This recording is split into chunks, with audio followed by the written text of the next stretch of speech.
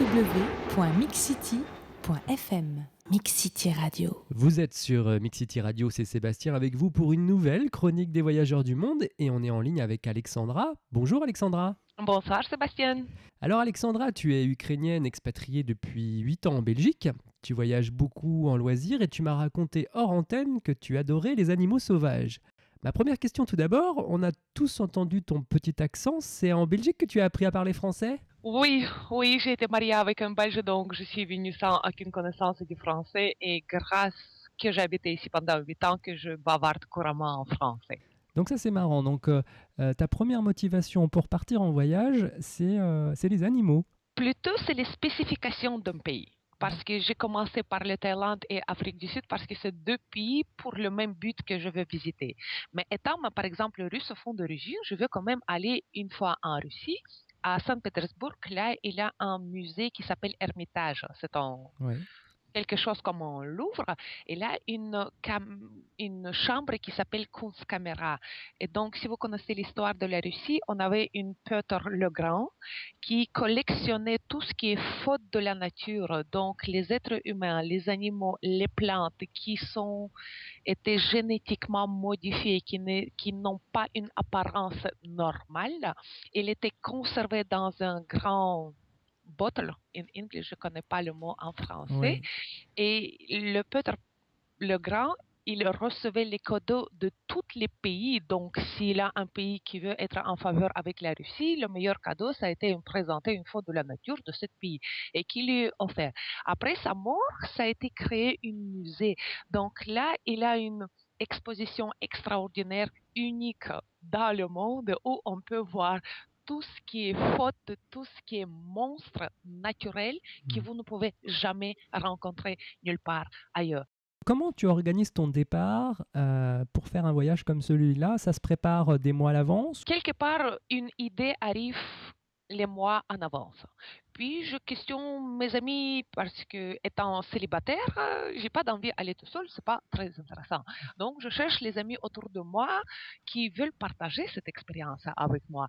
Puis, on organise une date qui convient à tout le monde, on réserve tous les tickets, tous les hôtels, etc. Ça se passe très vite au moment de la décision. Mais par exemple, je vais encore aller en Égypte juste pour voir les pyramides, parce que c'est quand même une histoire, c'est la culture que je n'ai pas encore visité, mais je veux le combiner avec une plongée ensemble. Donc, tout d'abord, pour aller en Égypte, je vais passer mon brevet pour faire le plongée en même temps. Mais ça reste un voyage culturel. Donc, pour moi, peu importe si je le fais maintenant ou je le fais dans 5 ans. Quand on part en voyage, en général, comment ça se passe les premiers jours pour toi ? Comment tu ressens les choses ? Tout d'abord, j'ai essayé de ne rien imaginer pour partir à l'improviste et pour être impressionné par ce que le pays peut te offrir. Parce que si on part avec un préjugé, on peut être déçu par après. Donc, moi, je suis ouverte à toutes les expériences, à toutes les aventures. Donc, je pars avec une sensation d'attente. Quand on veut quelque chose, on ne sait pas comment on veut l'obtenir, mais on est sûr et certain que ça sera magnifique. D'accord, donc déjà ça commence à se passer dans la tête et puis après tu montes dans l'avion, tu arrives sur place. Comment ça se passe les premières minutes quand on arrive dans un pays qu'on ne connaît pas? Est-ce que tu as des souvenirs par rapport à ça? Le premier, quand on passe l'aéroport, je n'ai jamais pris le train, donc chaque fois ça se passe par l'avion. La première chose, c'est le taxi ou comment arriver vers l'hôtel. Dès que tu mets tes bagages là, tu te sens libre. Et en ce moment, ça commence la découverte du pays. Le premier jour, évidemment, c'est la découverte autour de ton hôtel. Tu regardes la vie, tu regardes les gens, tu regardes comment ça fonctionne en général. Et puis, souvent, je sais déjà ce que je vais visiter dans le pays. Donc, quelque part, quand je pars, je n'ai pas les voyages réservés, je n'ai pas des excursions déjà payées à l'avance, mais je sais déjà ce que je vais visiter.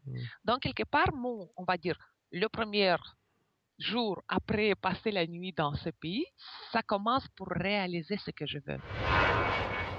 Madame, monsieur, nous vous rappelons que ce vol est non fumeur et vous informons que l'utilisation... www.mixcity.fm Mix City Radio. Le plus remarquable voyage que j'ai vécu, quand j'étais en Pologne, je visitais une chambre de concentration à Auschwitz.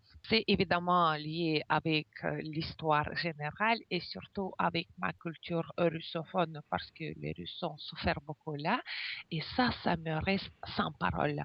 Tu viens là, tu vois les conditions dans lesquelles les gens ont vécu, tu vois tout ce qui reste de ces gens, tu écoutes l'histoire, tu regardes les photos et tu n'arrives pas à comprendre comment les êtres humains peuvent être si barbares. C'est une expérience très émouvante, j'imagine, Oui. et quelque chose qui marque. Mais c'est aussi une des choses que je voulais visiter. D'accord. Est-ce qu'il y a un endroit que tu as déjà visité que tu trouves extraordinaire à visiter? Le plus extraordinaire que j'ai vécu, j'ai été évidemment en Italie, dans une petite île qui s'appelle île San Pietro en italienne, à côté de la Sardine. Quand tu viens là, c'est une petite île avec 5000 habitants. Les gens ne ferment jamais leurs portes de la maison. Ils n'ont jamais des clôtures. Ils vivent là dans une nature sauvage. Cette nature sauvage, elle est protégée par la loi, donc construire là, détruire la nature, c'est pas possible. Et quand tu vis là, tu es comme dans un paradis. Tu vis dans les conditions naturelles qui sont touchées peu par la civilisation. Donc, tu as une maison où tu as ton abri, tu as un restaurant où tu peux manger, mais en dehors de ça, toute la nature, elle est vivante. Tu rentres dans la mer, les oursons de mer tu ne peux jamais imaginer que tu peux les voir dans la vie, tu peux les attraper avec la main dans la mer.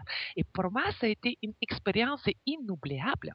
Quel conseil tu donnerais aux auditeurs pour bien s'intégrer dans un pays, qu'on y aille pour travailler ou qu'on y aille pour voyager? Tout d'abord, il faut garder ton esprit ouvert. Donc, tu pars ouvert comme un enfant qui découvre le monde. Peu importe quel pays, peu importe quelle destination, pour vivre ou pour voyager, tu dois partir ouverte et libre de toute ta culture propre, de toute ton éducation qui était imposée par ça. Et la barrière de la langue, quand on parle pas la langue du pays, c'est pas difficile? Quand je suis arrivée pour la première fois en Belgique, je ne sais pas si tu connais la Belgique, mais on a deux gares, la gare du Nord et la gare du Sud. Ouais. Et donc, quand j'ai demandé où j'arrive, la première fois, seule fois, je suis arrivée en bus. Ils m'ont dit que j'arrive à gare du Sud. Moi, j'ai téléphoné à ma soeur qui habite depuis longtemps en Belgique. Je dis, j'arrive à gare du Sud. Et je suis arrivée à gare du Nord. La gare du Nord et gare du Sud, c'est quand même une dizaine de kilomètres de différence dans la même ville. C'est une expérience effrayante parce que tu te retrouves seul dans un pays que tu ne connais pas. Je ne sais pas si tu sais, je pense que c'est dans tous les pays, il faut ajouter le 0 devant le numéro de téléphone. Oui. Moi, Ouais. je ne le savais pas parce qu'en Ukraine, ça n'existe pas. Donc, j'avais le numéro de ma soeur, mais je ne pouvais même pas le téléphoner parce que je ne savais pas qu'il faut ajouter le 0. Et donc, je me retrouve dans un pays étranger sans parler la langue. C'est rassurant pour ceux qui nous écoutent. Ça veut dire que même si on ne parle pas la langue et qu'on s'en va très très loin, on peut toujours arriver à se débrouiller et retrouver son chemin. Oui, ce que je veux dire, en Belgique, les gens sont souriants, ils sont accueillantes, ils sont gentils, ils sont une partie ouverte vis-à-vis de toi, mais en même temps, ils restent enfermés dans leur cellule. Si par exemple, je ne connais pas la culture française, mais la culture que le russe, que l'ukrainien, on est ouvert vers les amis, on est ouvert vers les autres. Donc peut-être on ne sourit pas toujours, mais on va aider toujours les gens. La personne qui a voyagé toute sa vie et que tu la rencontres, tu vois que cette personne est ouverte. Et qu'est-ce qui te plaît alors dans la vie en Belgique? Je me sens différent ici. Tout d'abord, la Belgique, elle m'a offert beaucoup plus d'opportunités que l'Ukraine pouvait me donner. D'autre côté, je peux m'appliquer à 100% dans le pays où j'habite, que je pouvais le faire en Ukraine.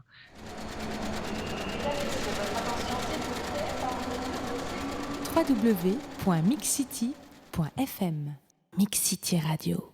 En Inde, il y a des stages de yoga. Donc, tu viens en Inde, tu vis là pendant un mois autant que yoga. Dans un monastère, donc tu te réveilles à 5 heures du matin, tu ne fais que du yoga, tu respires, tu expires, tu médites, etc. Tu vis une vie comme un moine en dehors de la civilisation. C'est une expérience. L'autre, il y a un tibétain. Et là aussi, dans les montagnes, il y a le même monastère où tu peux mener le même genre de vie.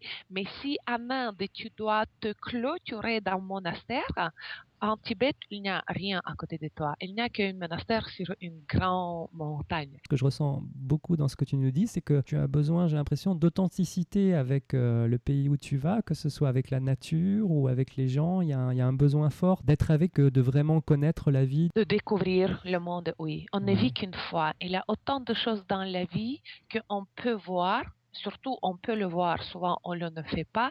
Que why not? Bah, écoute, Alexandra, c'est un très bon mot de la fin. On ne vit qu'une fois et il faut en profiter. Je te remercie beaucoup de nous avoir... Merci beaucoup de m'inviter aussi. Et je vous rappelle que vous pouvez retrouver l'interview d'Alexandra, mais aussi celle des autres voyageurs du monde en vous connectant sur www.mixcity.fm.